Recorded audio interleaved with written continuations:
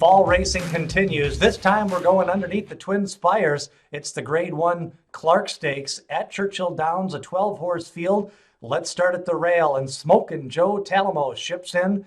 He will ride Draft Pick, who comes in to Churchill Downs with a 1-4 record in 2019.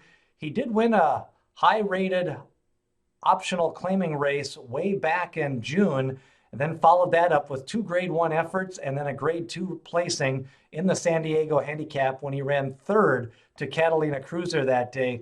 Draft Pick has a nice running style. I think the post position did him a good draw, as he'll be able to lay just off the speed, tuck in and save some ground, and then try to make his move going into the turn.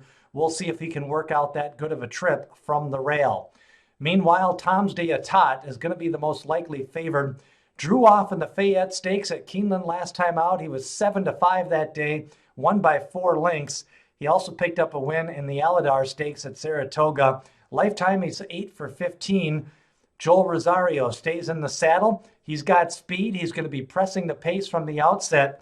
And if he can get by with some softer fractions, Tom's d'Etat may emerge as the winner of the Clark Handicap. Mosito Rojo is 17 for 26 lifetime. Picked up a slew of victories earlier this year. He's 5 for 7. Then kind of threw in the towel in the Fayette Stakes. Finally had his string of wins knocked off that day. That was a smaller field. He faces a bigger field this time, and I'm not sure he's going to bounce back. I do think he's capable of better than that effort than he got in the Fayette Stakes that day, and he may have bounced a little bit from the Lucas Classic. He does face more experienced horses here, especially at the Grade 1 level. I'm going to pass on Mosito Rojo, but I do envy that lifetime record of 17 of 26, and he's 1 for 1 at Churchill Downs. Meanwhile, Major Cabby continues his ascension into the graded stakes races. The son of Into Mischief is 4 for 14 lifetime, and he now goes straight into the Grade 1 ranks, facing off here in the Churchill Downs Clark Stakes race. He picked up back-to-back wins his last 2 efforts. He won by 9 at Keeneland. Then he came back at 5-2-1 again with a 96 speed figure.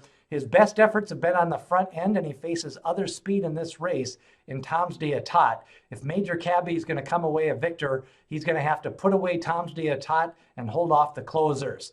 Meanwhile, Snapper Sinclair disappointed in the Breeders' Cup Dirt Mile. He lost by 7 lengths that day, but the race flow favored the front runners with Spun to Run going wire to wire that day, and a couple of the other horses just did not show. He's faced full fields this year, and Snapper Sinclair is going to be my upset pick here in the Clark Handicap as he comes from off the pace. I think he's going to get a pace to run at, and he definitely has a kind of a sneaky form in that Breeders' Cup Dirt Mile. It was a slow racetrack that day. He trained forwardly going into that race, and his race earlier this year in the West Virginia Governor Stakes at Mountaineer is capable of winning this when he ran a 102 Brisnet speed figure, losing to Silver Dust.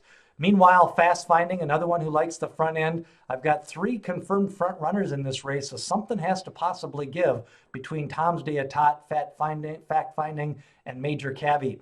Mr. Buff, another front runner, invades from New York. His best running has been out on the East Coast this year. Can he bring that form to Churchill Downs?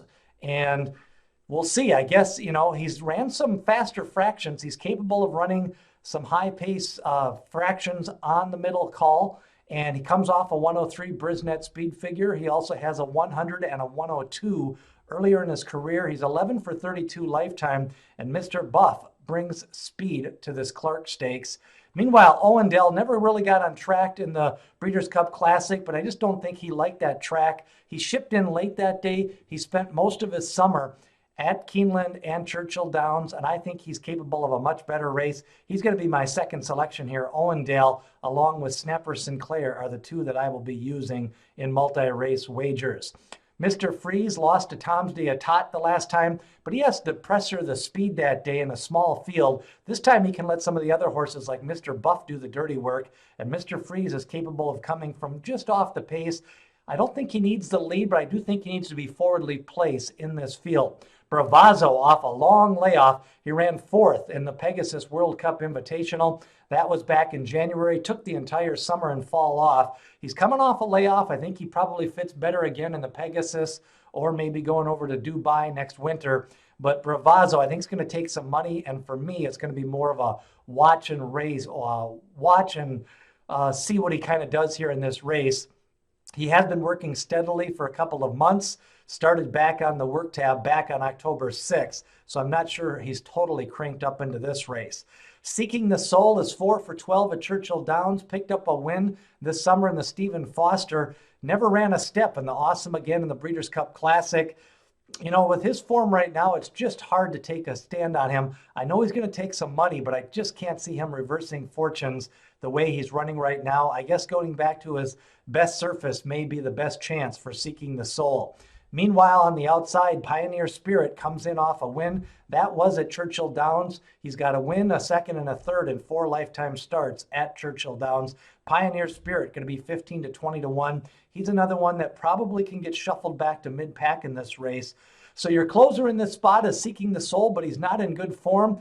Mr. Buff is going to challenge with fact-finding and Major Cabby for that lead with Tom's Diatot. And I think a mid-pack runner could be the way to go here. I'm going to go with Snapper Sinclair and Owendale. I think they're going to get good trips. Who do you like in the Clark Stakes? Leave a comment below. Remember, hit subscribe as we race you into the winter racing and back into the Derby preps in 2020. And subscribe and get notified of all the videos. Leave a comment who you like in the Clark Stakes. And remember, the Clark Stakes is on Friday. We're also going to have race previews Saturday of the 2-year-old stakes racing from Churchill Downs, as also a preview video of the Future Wager Pool number 1 coming your way Thursday through Sunday. And you can bet that nationwide. The first look at the 2020 Kentucky Derby pools. Subscribe and leave a comment below who you like in the Clark Stakes as we race you into the winter racing.